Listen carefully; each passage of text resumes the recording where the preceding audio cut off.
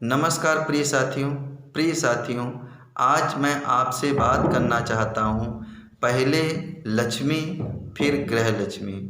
मित्रों, जीवन में लक्ष्मी का बड़ा महत्व है और यह सृष्टि बिना लक्ष्मी के चल नहीं सकती है। मित्रों, इसलिए कहा भी गया है कि विद्या के पर जब लग जाते हैं तब नर नारी पंछी बनकर उड़ जाते हैं। मित्रों, यदि आगे बढ़ना है तो विद्या को अर्जित करना होगा और हमारी विद्या यह बाल्यकाल से ही प्रारंभ हो जाती है। फिर इसके आगे हम चलते हैं कि हमें आगे चल के क्या करना है कि जब हम गृहस्थ जीवन में प्रवेश करें तो हमारे पास धन रूपी लक्ष्मी होना नितांत आवश्यक है। मित्रों, धन रूपी लक्ष्मी हमें कैसे प्राप्त होती है?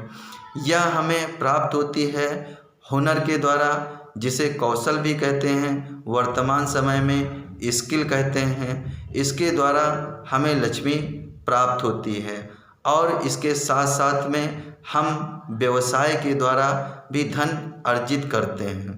तो मित्रों, और इसके साथ साथ में हम नौकरियों के द्वारा भी धन अर्जित करते हैं। तो मित्रों, जब हम इस चरण को जीवन में पूरा कर लें तभी इसके बाद हम गृहस्थ जीवन में प्रवेश करें। यदि हमारे पास धन नहीं है, विद्या रूपी लक्ष्मी नहीं है, तो हम गृहस्थ जीवन में तब तक ना प्रवेश करें जब तक कि हमारे पास धन अर्जन करने योग्य हम ना बन जाएं।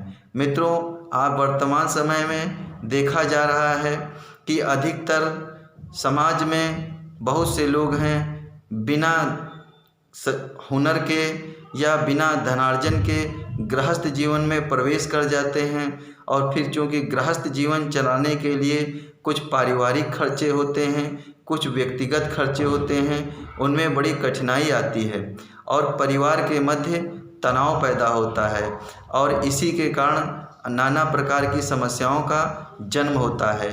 कुछ हमारे ऐसे व्यय हैं यानी कि खर्चे हैं जिन्हें हम अपने माता पिता से साझा नहीं कर सकते हैं। तो मित्रों, धन का होना बड़ा महत्वपूर्ण है।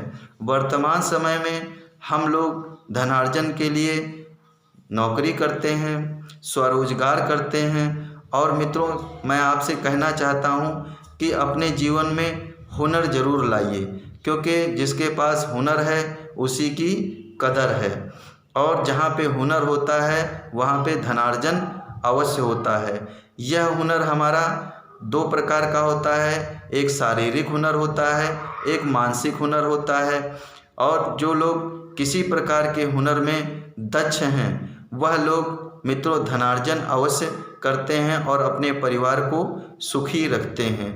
और इसी के साथ साथ मित्रों यांत्रिक हुनर भी होता है जिसे मशीनी हुनर कहते हैं। हम लोग मशीनी जानकारी को आगे बढ़ा करके अच्छा धनार्जन कर सकते हैं। इसी के साथ किसी छोटे पर व्यवसाय या कारोबार को करके हम भी अपना धनार्जन कर सकते हैं और अपने परिवार में खुशियां दे सकते हैं। बिना लक्ष्मी के लक्ष्मी खुश नहीं रहती है, यह एक शाश्वत सत्य है और यह सभी को स्वीकार करना पड़ेगा। मित्रों, जीवन में बहुत से ऐसे दौर आते हैं जहाँ पे हमें धन की ज़रूरत पड़ती है, लेकिन वर्तमान समय में हो क्या रहा है, लोग बिना अपने अंदर हुनर लाए हुए विवाह कर लेते हैं, फिर उनके ऊपर नाना प्रकार की समस्याएं आ जाती हैं। उनकी जो खुद के खर्चे हैं वे भी माता पिता वहन करते हैं। कुछ मैंने पहले ही कहा ऐसे व्यक्तिगत खर्चे हैं जो सभी से साझा नहीं किए जा सकते हैं। तो इसको हम लोग ध्यान में रखते हुए अपने जीवन को सुव्यवस्थित करें। और मित्रों, मैं ये भी कहना चाहता हूँ कि धन का हमारे जीवन में प्रयोजन अवश्य होना चाहिए। मित्रों, जब व्यक्ति धनार्जन करने लग जाता है तो वह धन की फिजूल खर्ची भी करने लग जाता है, यानी कि व्यर्थ धन का व्यय भी करने लग जाता है। मित्रों, जब हम अपना परिवार बसाएं उसी समय हम धन संचय अवश्य करने लग जाएं किसी न किसी रूप में। जब हमारा धन संचय होता रहता है छोटा छोटा धन छोटी छोटी मात्रा में, तो हमारा जब परिवार बढ़ता है, उसके खर्चे बढ़ते हैं, तो उसमें किसी प्रकार की कठिनाई नहीं आती है। हमारा जीवन तमाम प्रकार के तनावों से मुक्त हो जाता है। और जीवन में कुछ छोटे खर्चे होते हैं, कुछ लंबे खर्चे होते हैं।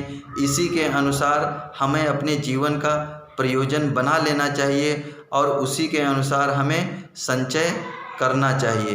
धन का संचय लघु रूप में व दीर्घ रूप में, दोनों रूपों में आवश्यक होता है।